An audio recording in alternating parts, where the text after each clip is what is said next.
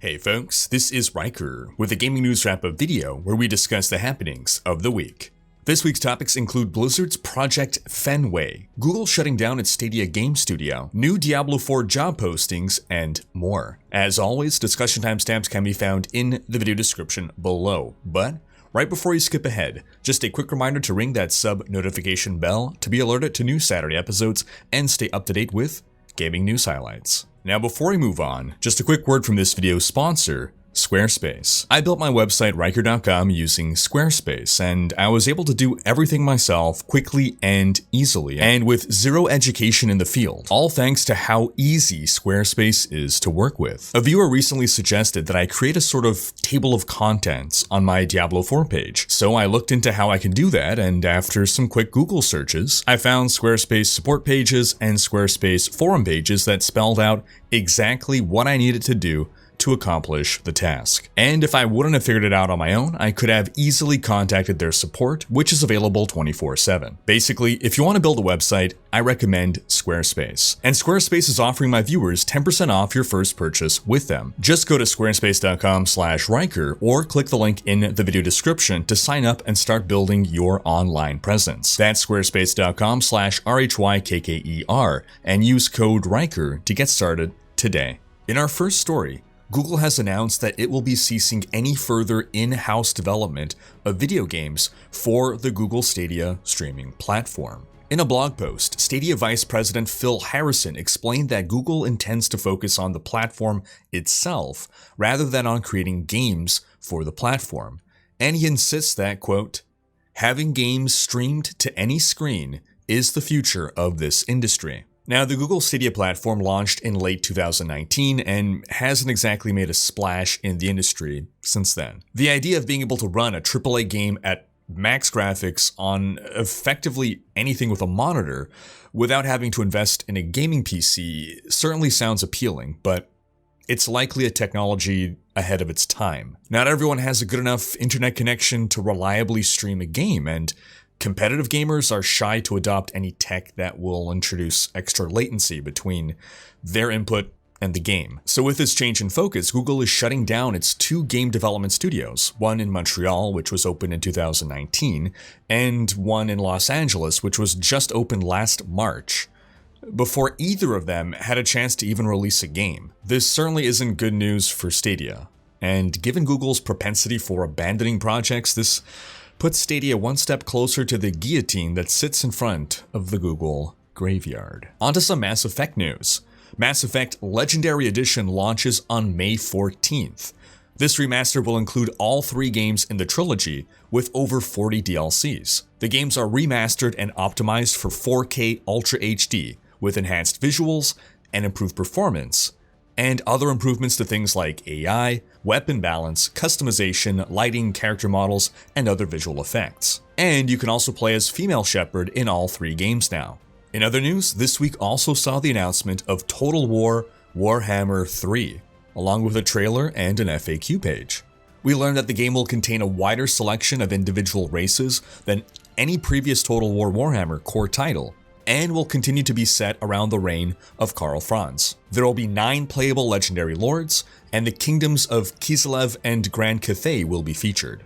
Onto some Wolcen news. The devs have released an update blog discussing their plans to continue improving the game. They stated that, quote, right now our teams are fully focused on categorizing and fixing issues sorted by priority, and that, quote, our goal is to release our updates on a regular basis in order to improve Wolcen Chronicle 1 Blood Trail as much as we can.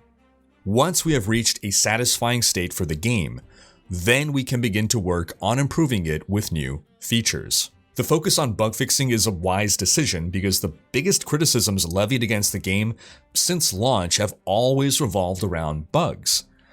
Since the December release of Blood Trail, the devs have already released 7 patches, which is great because they've continued to work to improve the game, but better still would have been catching many of these issues before the launch. But there's hope for that going forward, as the devs further stated, quote, we are also working on adding a beta test branch on Steam for our community. Although we don't have a date to share yet, we would be happy to offer you a test environment for future content before it is officially released. A beta environment is almost like hiring free QA testers. Sure, hiring actual QA testers would produce better results, but you get what you pay for. Hopefully, if they get this beta environment set up, they can at least catch the worst of the bugs before they launch their next update. On to some Blizzard news. The codename for one of Blizzard's projects has been accidentally leaked on LinkedIn.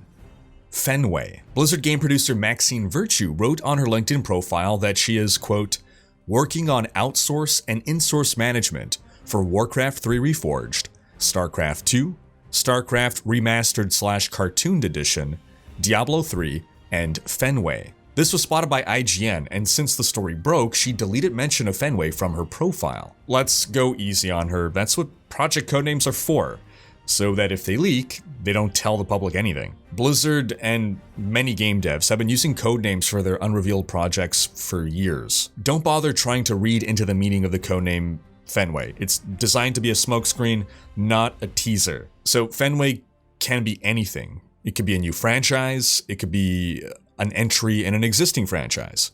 And if I had to guess, based on the lineup of other games that Maxine listed, it feels like this may be the rumored Diablo 2 remaster, because it's listed alongside all the games that have been in Blizzard's classic games team, and Diablo 2 would be the missing piece of the puzzle. In other Blizzard news, the Blizzconline trailer went up this week, as well as the pre-show welcome video, giving us the exact starting time of the event, February 19th at 2 p.m. Pacific, and February 20th at 12 p.m. Pacific. It was also revealed that this BlizzConline will be a 30th anniversary celebration for Blizzard, which was founded in February 1991 under the name Silicon and Synapse. We also saw the reveal of the BlizzConline key art, with representations of each of Blizzard's franchises. But I wouldn't overanalyze this since they don't put spoilers in their key art. You can check out my video with my full BlizzConline predictions over here. But to transition into our Diablo news, the pre-show trailer for BlizzConline shows Diablo 4 lead animator Karina Kingdom,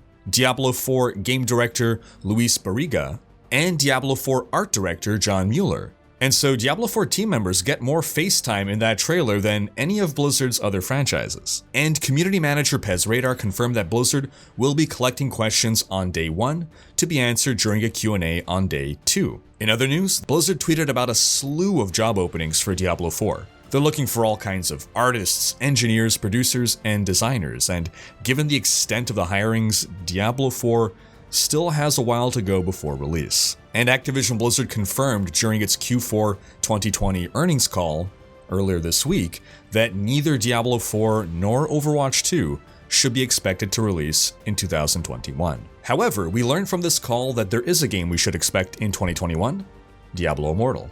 Quote, more players will get to experience Diablo Immortal in further rounds of testing ahead of the launch planned for later this year. Now, this suggests that the game will not launch at BlizzCon, and that there will be a beta before launch. And that's gonna wrap up this week's video. But do be sure to have checked out last week's video, in which we discuss why the Diablo Netflix series may be cancelled. Thanks for watching. Special thanks to my Twitch, Patreon, and YouTube supporters for making these videos possible. If you like what you see on this channel and want to support the creation of more content, you can consider pledging on YouTube or Patreon, and unlocking behind-the-scenes content, monthly virtual hangouts, and more. If you enjoyed this video, please share it, check out these other videos, and subscribe to join Rikers Raiders for more gaming content.